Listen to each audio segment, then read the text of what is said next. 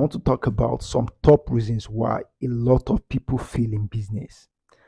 And this is very common to almost everybody, and it has also happened to me in the past. I had two of my businesses fail for some of these reasons, and I'm going to be sharing everything with you in this video from the initial stage of like planning to the final stage of scaling up the business from startup to scale up. These mistakes are very common, and the modern entrepreneur should avoid these kind of mistakes. Number one is the fact that don't start a business without having a product that fits into your target market. And how do you know how a product actually fits into your target market? It is not rocket science. What you want to understand is the fact that you cannot start a business based on three major common mistakes. And that is number one, assuming that you understand your customers' pain points completely.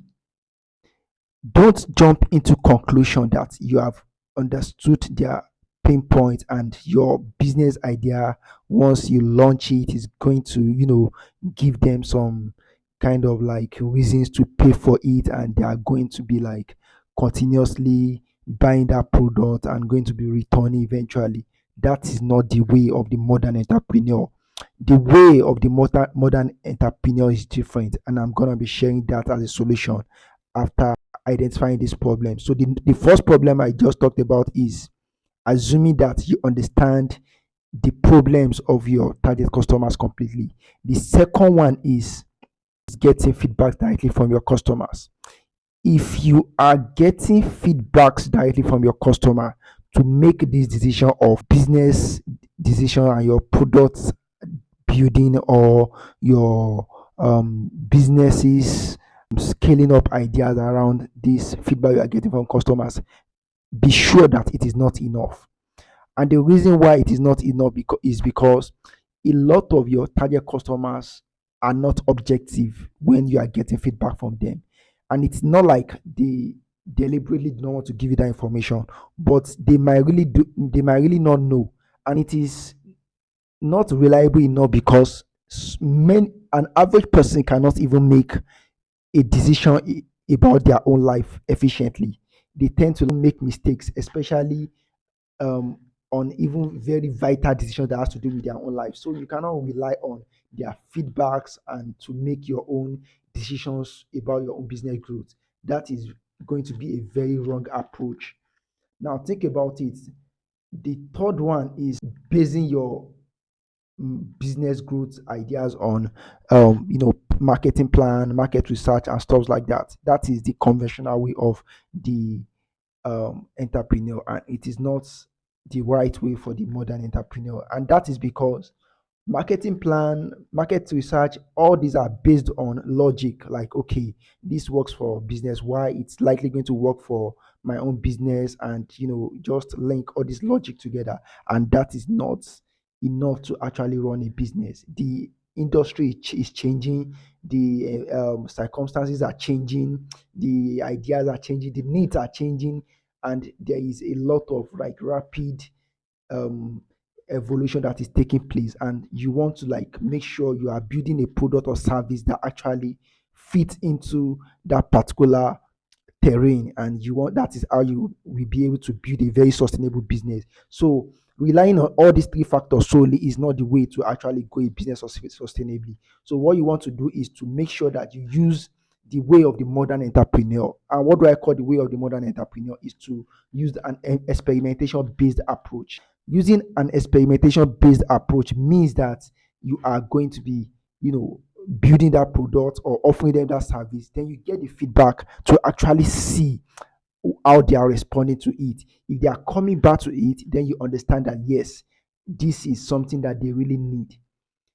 But if they are not coming back, if they are not buying again, they are not becoming repeat customers, then that is how to identify that no, these people just bought this product one time. It is not something that really, solves this pain point in their lives, and they are not willing to like come back to it. That is how you actually figure out if you are giving out the right values. Then you kind of like analyze if you need to like maybe improve on the quality of what you are giving them, or maybe there is something wrong with your um revenue innovation model, um with your model, or maybe the business entirely. That is how you want to make that business decision from that point, to make sure that yes, you are working with a direct feedback that you are getting from their behavior. So now it's not just about listening to them, it's about actually seeing what they are doing, seeing how they are reacting to your product or service, and using that to build your own business or your product around that behavior.